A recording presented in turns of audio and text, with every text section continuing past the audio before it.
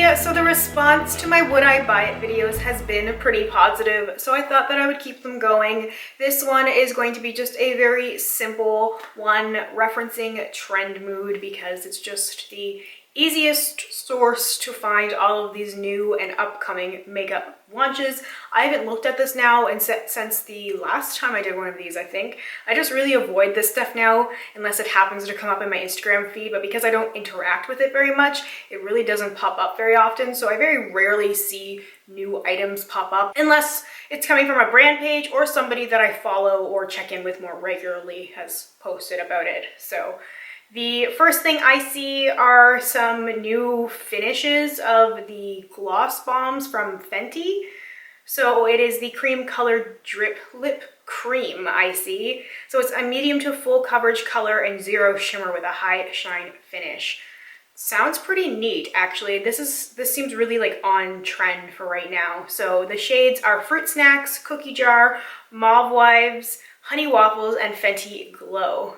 I think I like Mauve Wives the best out of all those shades. I don't think that I would use Fruit Snacks, Cookie Jar, or Honey Waffle. They just seem like shades that I don't really use much. Like, you don't really see me wear red and orange very often. The Fenty Glow, but the Mauve Wives looks really, really nice. It has an addictive peach vanilla scent, so it says. I'm not in the market to be buying any new sort of lip products at all. I don't really use much except for lip balms outside of YouTube, so I wouldn't be purchasing these, but I am intrigued by the formula. I do think this is pretty interesting and what I think sort of like the future, or at least like the next year in trend of lip products are going to be like lip balms and these sort of like more lip creams and things that aren't really super sticky but more shiny, especially if you're wearing a mask life. What we have now is the ColourPop Hello Kitty collab. So their ColourPop is collabed with Hello Kitty again. Not interested. I did buy stuff from the Hello Kitty collab the first time they did one a couple of years ago, and I will say that if Tiny Chum ever comes back, it was an ultra satin lip color, I would be so happy. I've wanted ColourPop to make that shade permanent because it's just beautiful, and I can't believe it came from a Hello Kitty collaboration. I'm disappointed. I'm very disappointed in ColourPop that they would not bring this back, but the kind of products they have make so much sense, like the glosses and what looks like lip scrubs. Yeah, it's hard to tell sometimes, like there's so much going on in like Trend Mood Instagram posts and captions, you know, all those emojis, so it's hard to keep things straight. But it does make so much sense, and it definitely seems very like wintry friendly, but I'm not that big into Hello Kitty to really care about it, so the only thing I really liked was that Tiny Chum lipstick. Next is Dragon Beauty, and I can say not interested at all. From what I've heard about Nikita Dragon, they are not somebody that I want to support. So moving on. There's a lot of holiday wrap-up stuff, which I'm just going to kind of skip over because it's just too much going on in one post. New additions to Too Faced Peach Bloom. So Peach Bloom lip balm and lip and cheek tint.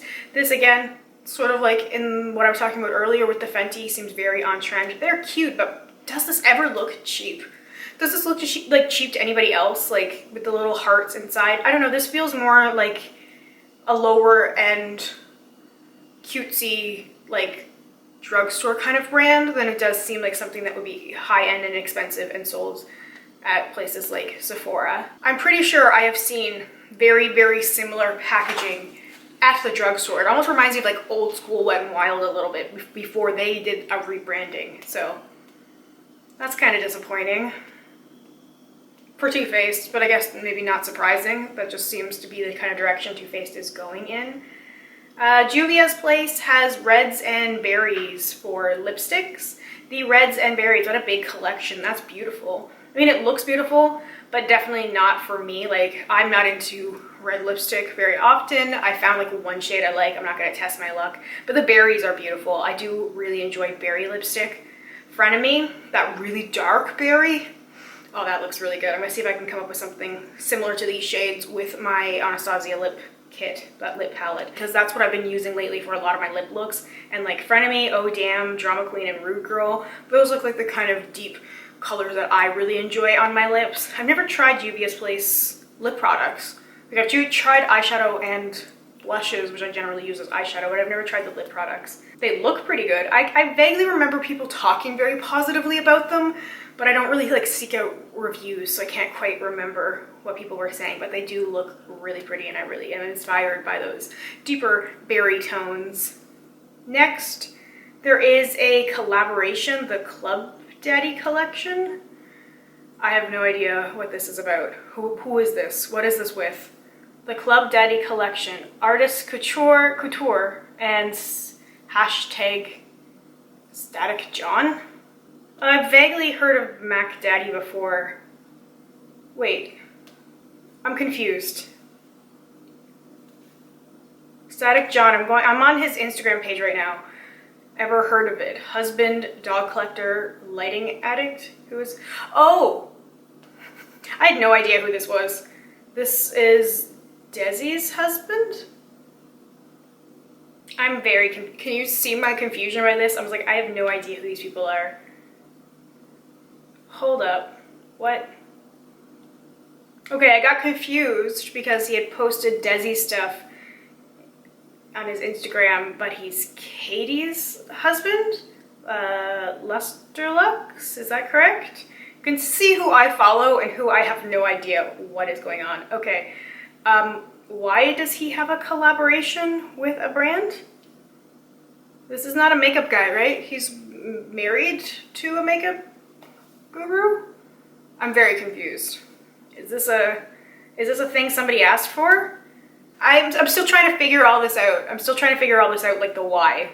For all of the ones that miss the party life, that just, no. I mean, okay, so it looks like it was created by somebody who doesn't use makeup and is really not into the makeup scene. Maybe just someone who kind of views it from the side. So now it totally makes sense because that is just not very appealing at all. But yet it looks like on the packaging that like the founder of Artist Couture, the Mac Daddy, is, I don't know. Okay, let's just move on past this because I'm very confused and I have no idea why this is a thing.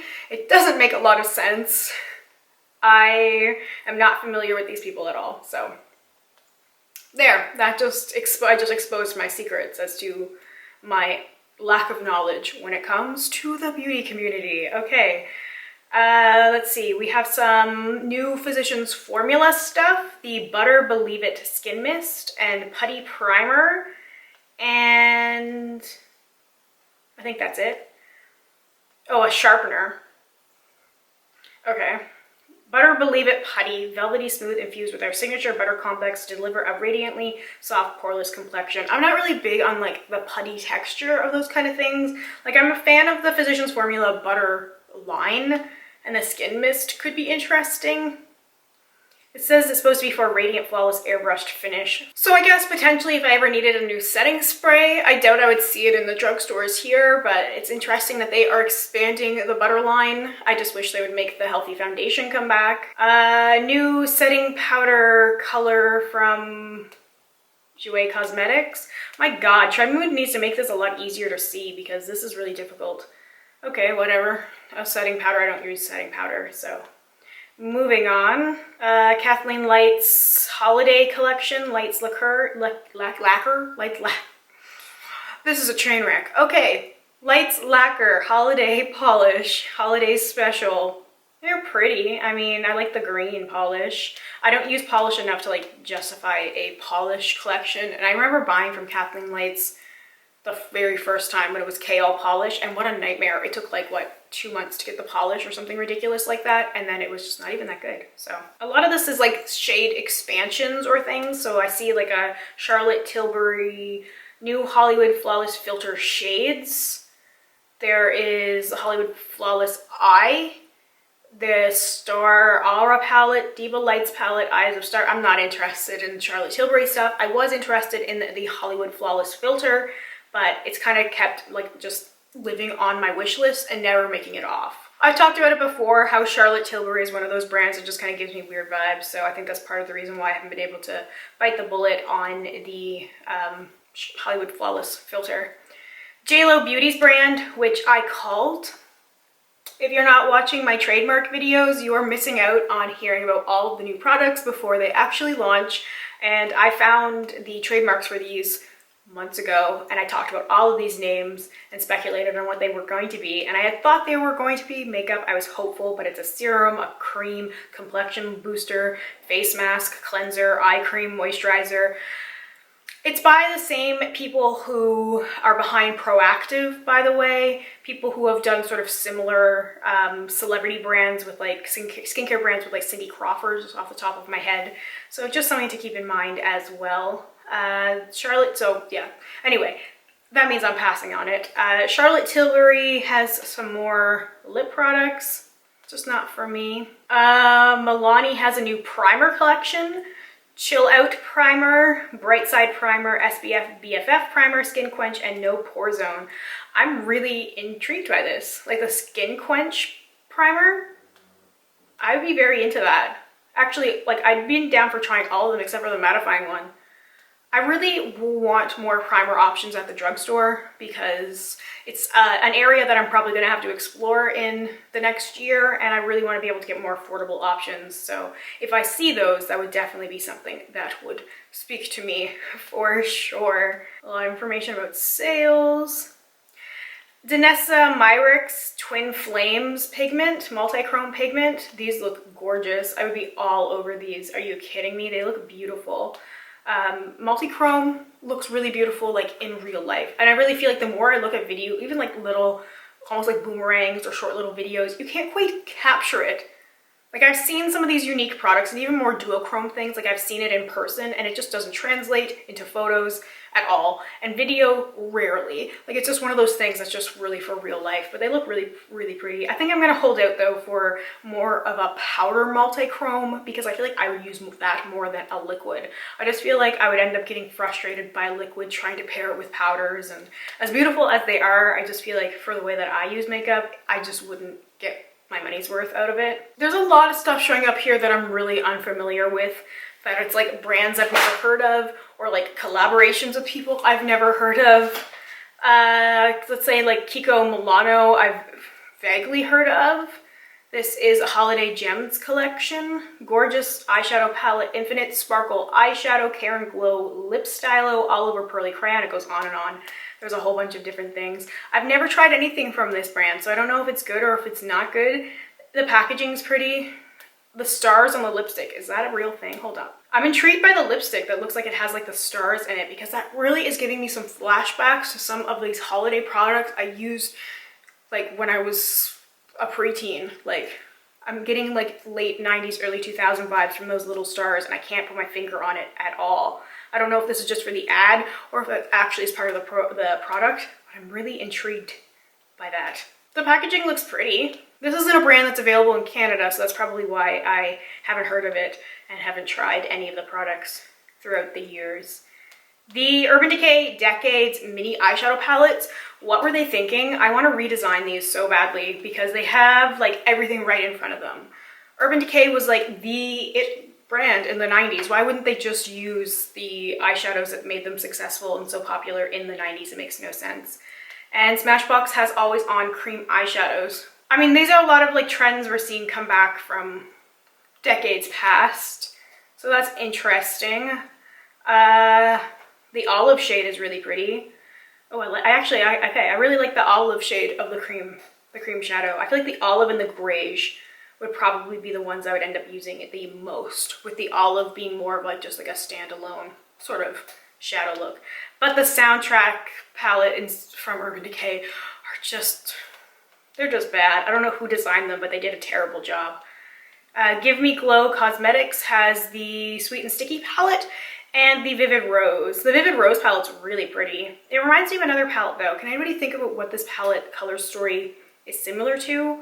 Like the purple and the pink make me think of La Vie en Rose from Pat McGrath, but it's not that. It's something else. It's pretty though. I mean, I like purples and pinks. I would like to see that become more trendy and like popular, to see more people putting a lot of purple and pink eyeshadow on, because I do think it looks so good together. Various shades of purple and pink. Violet Voss has like a rainbow palette. 12 shades, a mix of vivid pops of color and rich neutrals for your tie-dye obsession. The neutrals just seem so weird in this palette. Tie-dye 4. Part of me likes it because it makes me smile because it's kind of pretty, but I don't feel like I would actually like get a lot of use out of that palette. If anybody's tried Violet Voss shadows, let me know what it's like. Too Faced has the That's My Jam and Let's Play, Light My Fire, Kitty Likes to Scratch. So a bunch of like mini palettes. Very Too Faced. Let's Play is so boring. It's so boring. That's My Jam was like very Too Faced but pretty. Light My Fire is very predictable. It smells like cinnamon hearts. Cool. The packaging is cute. Like, I really like that packaging. This reminds me a lot of, well, that particular one anyway, reminds me of some of the old school Too Faced palettes. So I like that one. The other one's not really. Kitty Likes to Scratch is also really boring.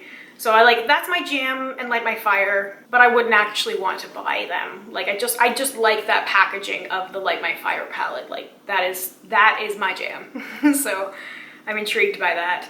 I saw this skincare wardrobe from Glow Recipe, this vault, and I was like, yes, like take my money, until I realized it was $310 US. I was like, no thank you. But it looks awesome. I've heard that the Glow Recipe stuff is really good. I've tried a few samples and really liked it, but that's a lot of skincare and that's a lot of money. That's a lot of money. Like if you had no other skincare at all and that was like your entire skincare wardrobe, maybe if you had that kind of money to spend, but if you already have a whole bunch of stuff, I don't think that's worth it. Sugarpill has a 10th anniversary capsule collection. So capsule palette, loose eyeshadow, liquid lip color, lip gloss. Very cute. I do want to try Sugarpill. I like that palette. Like there's something that just is very Sugarpill about it. Like yes, it's shaped like a pill. It's very literal. I like that it's half transparent so you can see what half of the shadows are. The shadow color story is unique. Like yeah, there's a bunch of like kind of boring neutrals like Lacy, High Cutie, you know, but then After Party and Cali and Oaklandish, Addicted to Pretty, it's got an interesting color story and it inspires me because I feel like you don't see that a lot. So I feel like Sugarpill is pretty interesting and they haven't really changed like a lot of their aesthetic, or at least changed like majorly. So Sugarpill is definitely high on my wish list, and I do think this collection is really pretty. And if I had to pick anything of all the things that I've seen so far, I think I would probably pick that Sugarpill collection as the thing that I gravitate the most to. This looks like an indie product, Bitter Lace Beauty. Oh yes, weren't they the ones that had the like rainbow highlighter before? This is a multi-chrome that looks like gorgeous. Like just look at those photos, like gorgeous. But totally one of those things that I don't feel like would end up photographing very well on the eye, but boy is the product and the packaging absolutely beautiful and those colors are gorgeous. We are all the way back to November 26th now. There is Stay Naked Hydromaniac Tinted Glow by Urban Decay, which actually looks pretty interesting. I've mentioned wanting to get like a more of a tinted moisturizer or something. This says it's a long-wearing tinted glow hydrator with kombucha and marula oil, medium coverage. The weightless dewy formula hits you with hydration of a tinted moisturizer plus a long-lasting medium coverage. I hadn't heard about this, and this is actually kind of intriguing. This could potentially be a product that I would be into. $29 US, so not so crazy. I have a Sephora gift card. I'm gonna think about it. I'm gonna read about it. I'm gonna see if there's any reviews about it, and I'm gonna look into it and maybe potential. Okay, so let's add that, save that to my collection to research later. These videos are helpful. And let's stop at these e.l.f. liquid metallic eyeshadows. So there are a lot of similar sort of products I'm seeing coming out here. Cream shadows, liquid shadows, we're seeing some more multi-chromes, we're seeing more tinted moisturizers or tinted moisturizer styles. There are lip balms and lip glosses, like lip creams. So these liquid metallic eyeshadows from e.l.f. So they're $5, a bunch of different shades. Sorry for the background noise. I can't get Kashmir to stop playing with stuff. So there is a green here, which is very, very interesting. A lot of the shades look pretty boring, but I feel like that's kind of common for a lot of these sort of like cream liquidy type shadows, but the green, it really sticks out to me, just like it did with the Smashbox cream shadow, so that's not surprising there. I'm intrigued. Quick drying, long wearing, gel-based formula. That green looks really pretty, and it looks like a different kind of green. And now I want to see what kind of green I have in my collection that is similar to that. I'm sure I have to have something, some sort of powder shadow that is similar to that liquid one from Elle. But anyway, I think that's a good place to stop, to wrap it up. I want to do another Would I Buy It before the end of the year. I'm thinking a indie specific one. I also will be doing an indie wish list as well. So I don't know if I should do both or just the indie wish list. Let me know what you think. Let me know what you think about these videos, and if there are any sort of changes you would like to see me make, please let me know. I am always open to suggestions, and all of your feedback really helps me improve, and I'm doing the best I can. Most of you probably already know I struggle with my computer, and there's certain limitations I have with editing and that kind of stuff, but I am trying. So if there's little things that I can tweak to make your viewing experience better, please let me know. Thank you so much for watching. I hope you have a wonderful day or night wherever you are, and I hope we get a chance to chat soon. Bye for now.